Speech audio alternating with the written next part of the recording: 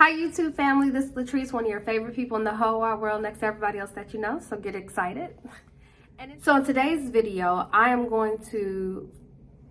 there are two things I'm going to share with you. Number one is the number one mistake that I made when I was creating my debt.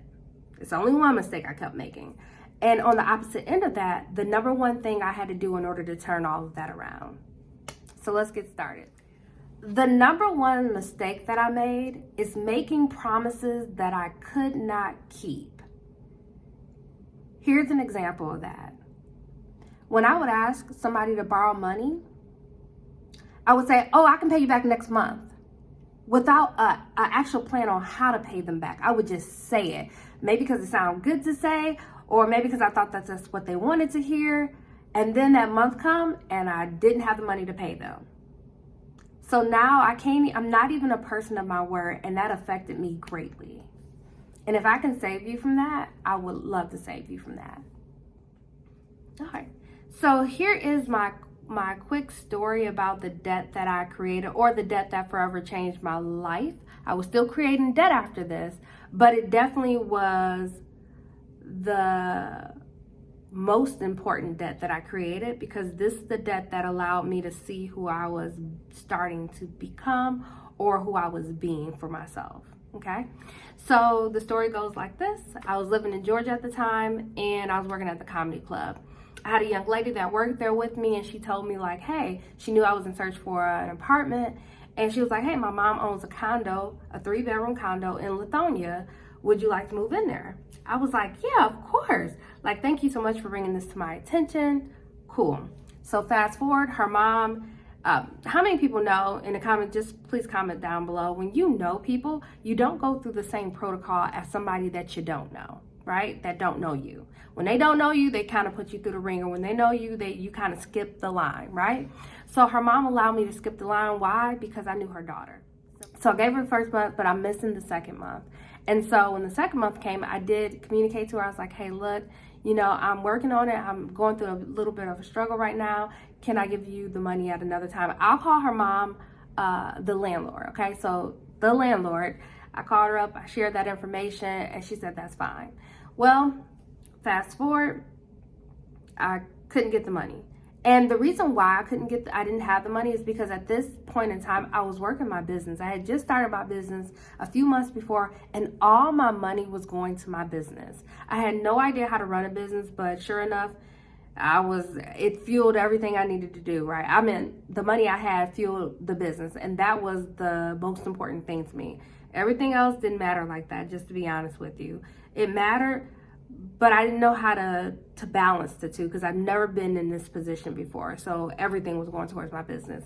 All right, so before the end of that second month, I called my grandfather. I was like, hey, where are you living at? Is it possible that you can come stay here, help me pay the rent? I said, can you pay the third month rent?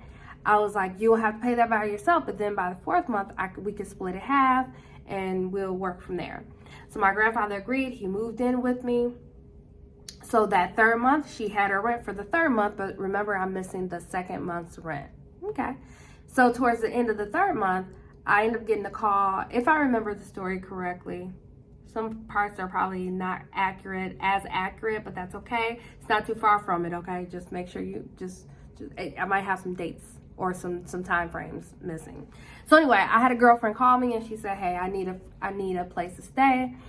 And I was like, okay, if you stay here, that means, you know, my grandfather, he lives here already. We're going to split rent 3 ways. Here's the thing, you all. It went from splitting it first just paying it for myself, couldn't afford that. Then I have a roommate, right? Now we're splitting half, still couldn't afford it.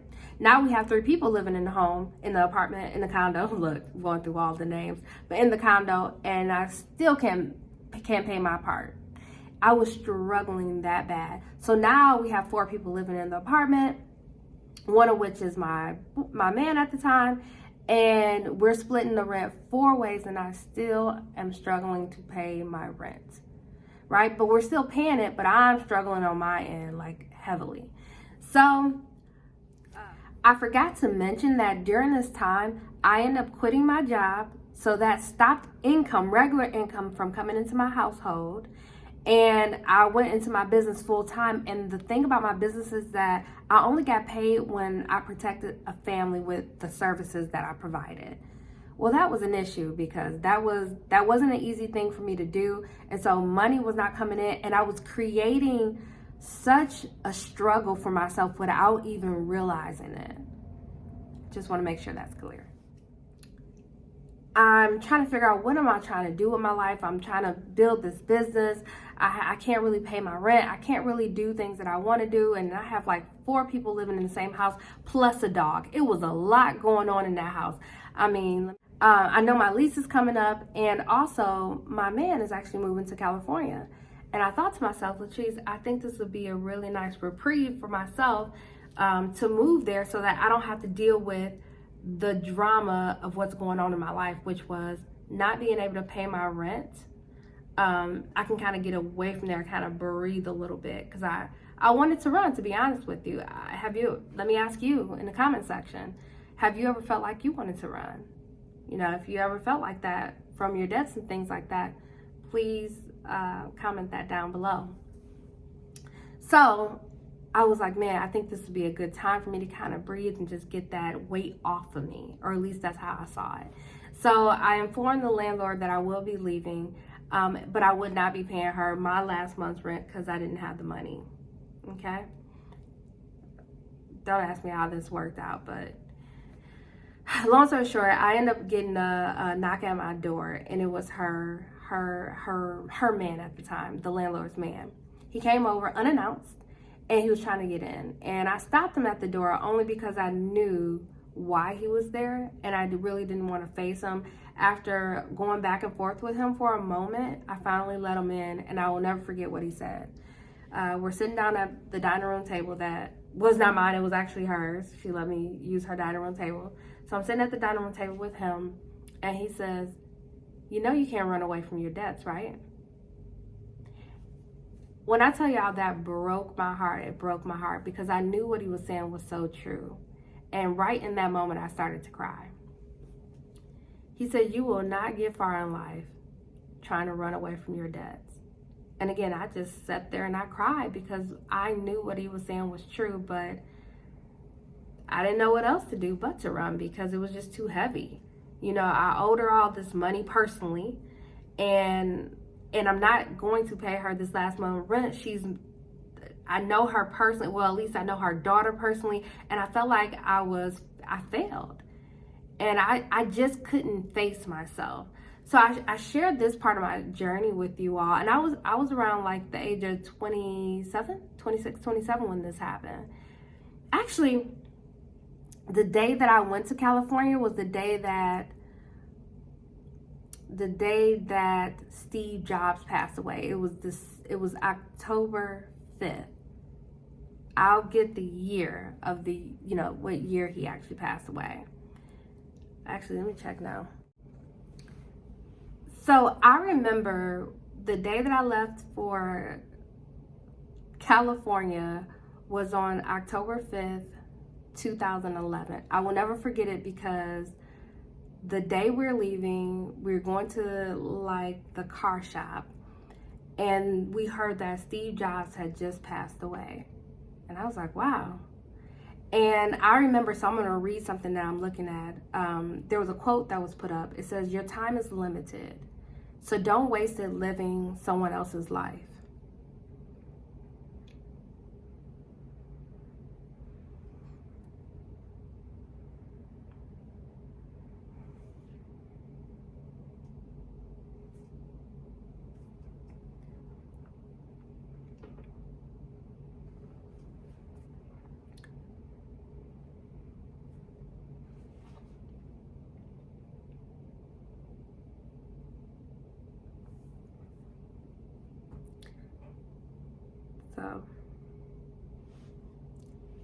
So, my apologies. It's just,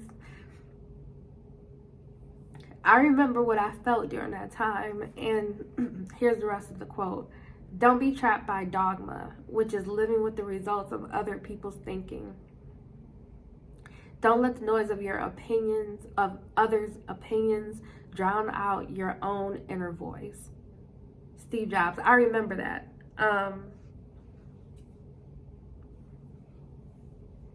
So I'm making this decision. I'm leaving Georgia. I'm moving to California. And I have this debt behind me. And it was very hard to deal with. I wasn't expecting myself to cry, to be honest with you. But after reading that, I just remember